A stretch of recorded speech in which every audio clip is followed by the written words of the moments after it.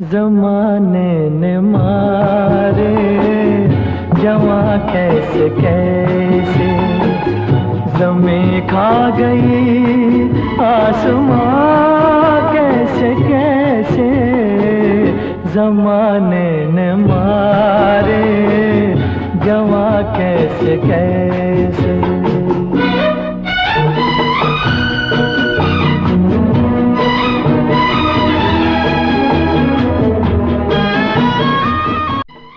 ऐसा कहा जाता है कि जब निर्माता निर्देशक नासिर हुसैन लखनऊ से मुंबई आए तो वे अपने साथ दो कहानियां लेकर आए। इनमें से एक कहानी से तुम सा नहीं देखा, दिल देके देखो, जब प्यार किसी से होता है और फिर वही दिल लाया हूं जैसी सुपरहिट फिल्में बनाई। वहीं दूसरी कहानी जो उनके दिल के बेहद करीब थी, उससे उन्होंने बहारों के सपने बनाए।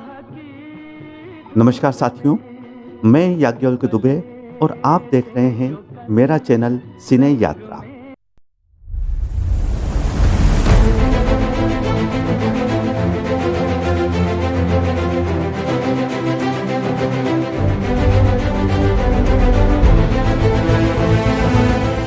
आज हम बात कर रहे हैं संगीतकार राहुल देव बर्मन के जादुई संगीत के सफर की।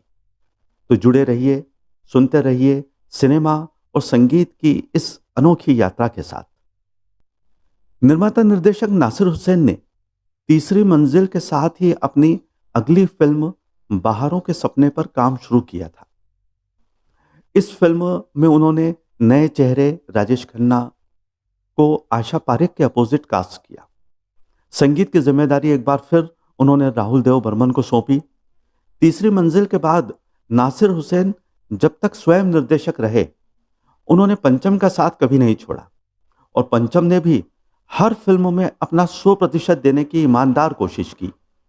बहारों के सपने में कुल 6 गीत थे, जिन्हें स्वर दिए थे लता मंगेशकर, मोहम्मद रफ़ी, आशा भोसले, मन्ना डे और उषा मंगेशकर ने। इस फिल्म के एक स्वप्न गीत क्या जानू सजन होती है क्या गम की शाम में पंचम ने एक नया और साहसिक प्रयोग किया, ट्विन ट्रैक रिकॉर्डिंग का, जिसके माध्यम से एक नहीं दो लता मंगेशकर की आवाज सुनाई देती है। ऐसा उनके द्वारा आवाज को ओवरलैप कर एक अनोखा दिव्य प्रभाव पैदा किया गया। इसके पहले फिल्म ज्वेल थिफ में भी एक गीत बैठे हैं क्या उनके पास में भी आशा भोसले के स्वर को ओवरलैप किया गया था।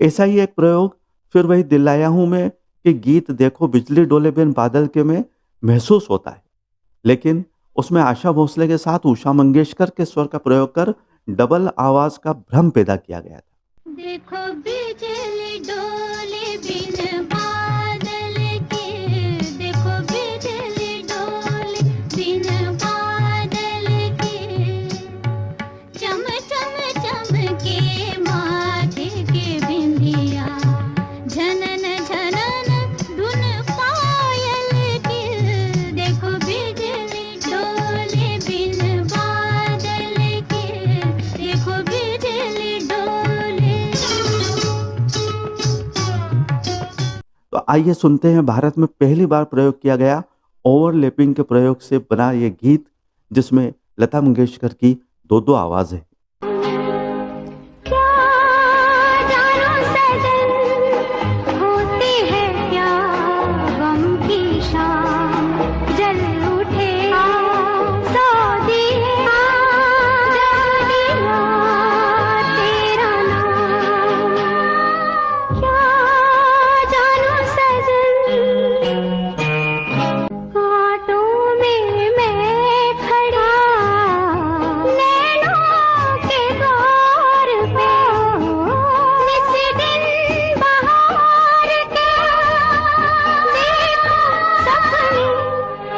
गरीबी और बेरोजगारी से जूझते लोगों की कहानी वाली इस फिल्म में गीतकार मजरू सुल्तानपुरी ने इस गमगीन माहौल के बीच भी उम्मीद की चमक जगाने वाली पंक्तियां लिखी।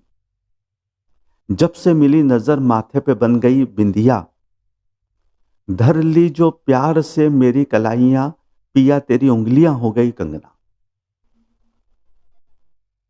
फिल्म का सबसे लोकप्रिय गीत आजा पिया तोहे प्यार दूं अपने बेहद सरल ऑर्केस्ट्रेशन के कारण असाधारण बन पड़ा है। हल्की सी परकशन, कोमल गिटार और संतूर बांसुरी के मधुर स्पर्श ने इसे एक अनूठी मिठास दी। यह गीत साबित करता है कि यदि धुन में जान है तो कम वाद्य यंत्रों के साथ भी एक अमर गीत रचा जा सकता है। आजा पिया तोहे प्यार दूं, हो गोरी भैया तो पे वार दूं। किस लिए तू इतना उदास, सूखे सूखे होंठ, अखियों में प्यास, किस लिए हो। आजा पिया तोहे प्यार दूं, हो गोरी भैया तो पे वार दूं।